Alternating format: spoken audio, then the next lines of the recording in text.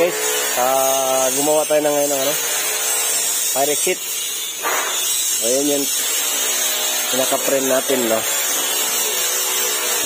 Tapos 40 yan mga sir, no.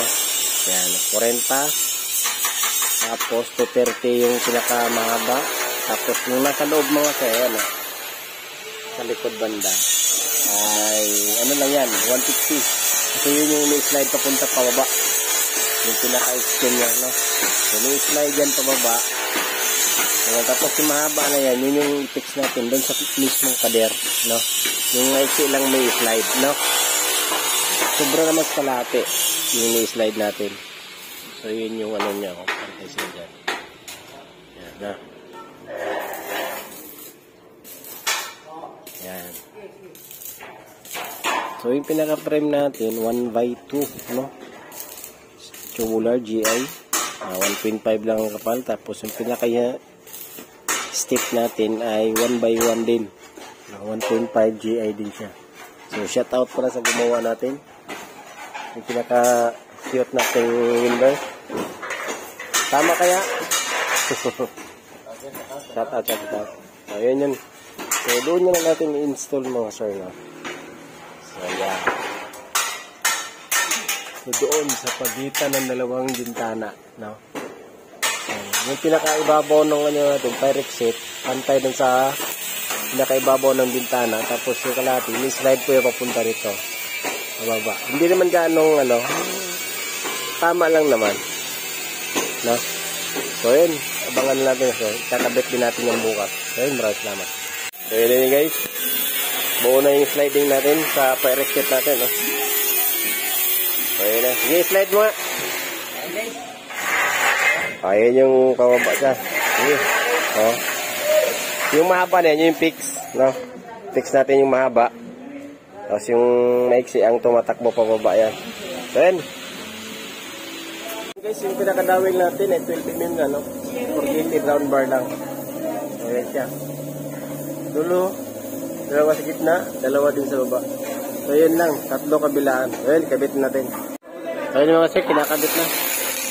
Ayan, naka-spot na yan. So may pakita natin yung slide, no. So yun mga shout out sa inyo lahat dyan. So yun mga sir, ulitin ko. Yung frame natin 1x2, no, tubular 1x1 yung strip natin. Okay, nagdawin lang tayo ng 12 mm. Ayan, baon niya ng ano, 4 inch ang baon yan. Ang pagitan naman natin dito mga sir ay 2 inch naman, no. Tingnan nyo namin dito kung anong kapan nito, ganun yung pagitan natin para medyo maganda tignan. So ayan. So guys, no, in-roll din natin. So shout out ko na sa ating welder na cute din. Ayan. So ang nakapix pala natin dyan ay 230. Tapos yung tumatakbo naman ay 175, no. 175 yung tumatakbo niya. Pero yung fix niya 230, no. Kasi kailangan pagbaba niyan doon pababa, nakadalawang stick sila pantay para medyo matibay. Kasi pag rikta natin sa baba, mahina po yun at naalog. Kailangan pangalawang stick sila magpantay pag lock. Kaya yun yung lock. Explore ba tayo dyan? Mamaya paliwanag natin.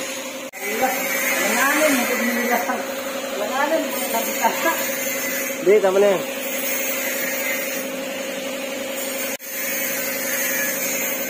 So, yun na sir, no? Tapos na natin. Tapos subukan natin. Patungan mo. Ayan, bababa ka raw. Baba. Ayan, nakalock pa yan yung may slide natin. Ayun yung lock na yan, no? Sige, iba, ano? Bagsak mo. Tanggalin mo yung pin para makita na, ano? Hindi, talas ka dyan. Kailangan mo sa taas sila, eh. Ganun naman talaga, eh. Okay. Ayan. Sige. O, yun siya mga sir, no? Ayan, no? So, kaya siya huminto dahil dyan. Okay, paliwanag ko sa inyo. Ito, 12 mm, no? 12 mm na square bar. Kasi ito naman yung, ano, 360 na angle bar. 1 inch siya. Tapos may bracket lang din. bracket din para dito siya tumatama. Ganun na yung kabilaan po yan mga sir, no? So ganun siya, oh. Medyo maangat. Yan. Kahit ibagsak din siya, matibay. Ayan, lock dito sa taas.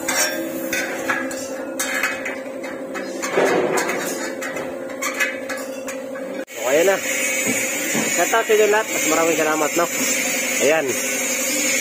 Fire exit, no? Naka-mount na, no? Gilid sa dalawang pagitan ng bintana.